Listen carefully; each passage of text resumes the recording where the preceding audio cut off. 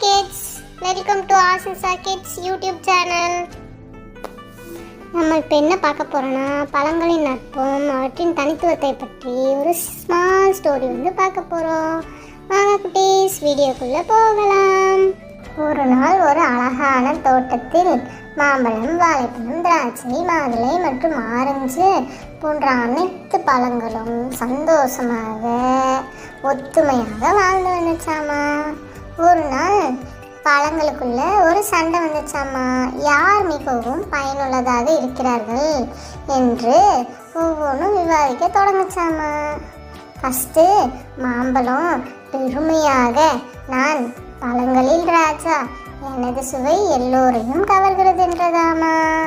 அடுத்து வாழைப்பழம் சிரித்துவிட்டு, ஆனால் என்னை குழந்தைகள் முதல் பெரியவர்கள் வரை அனைவரும் விரும்புகிறார்கள், எளிதாக சாப்பிடலாம் அல்லவா என்றதாம். அடுத்து திராட்சை கூறியதாம், நான் சிறியதாக இருந்தாலும் மிகவும் இனிப்பாகவும் ஆரோக்கியமாகவும் இருக்கிறேன் என்றதாம். அடுத்து மாதுளை குளிர்ச்சியாக, நான் பலவிதமான சத்துக்களுடன் இருக்கிறேன், எனக்கு உள்ள சத்துக்கள் அனைவருக்கும் ஆரோக்கியத்தை தரும் என்றதாமா. அடுத்து ஆரஞ்சு மெதுவாக, நானும் சத்தான சாறு கொடுக்கிறேன், அனைவரும் ஆரோக்கியமாக இருப்பது முக்கியம் என்று கூறியதாமா. அப்போது தோட்டத்தின் அதிசயமான பஞ்சுப்புறா வந்ததாமா.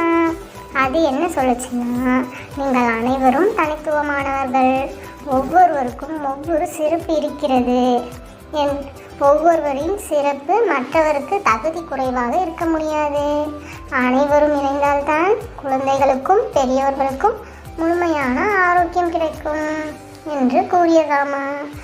அனைத்து பழங்களும் பஞ்சுப்புறா கூறியதில் உள்ள உண்மையை புரிந்து கொண்டதாமா.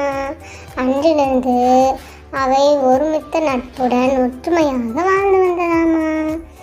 இப்போ இந்த கதையில் நம்ம என்ன தெரிஞ்சுக்கிறோன்னா, ஒவ்வொருவருக்கும் தனிப்பட்ட சிறப்புகள் இருக்கிறது, அனைவரையும் மதித்து இணைந்து வாழ்வதே மகிழ்ச்சியான வாழ்க்கைக்கு வழியாகும். இந்த வீடியோ பிடிச்சிருந்தா லைக் பண்ணுங்கள், ஷேர் பண்ணுங்கள், கமெண்ட் பண்ணுங்கள், சப்ஸ்கிரைப் பண்ணுங்கள், மறக்காமல் பெல் ஐக்கானை கிளிக் பண்ணுங்கள்.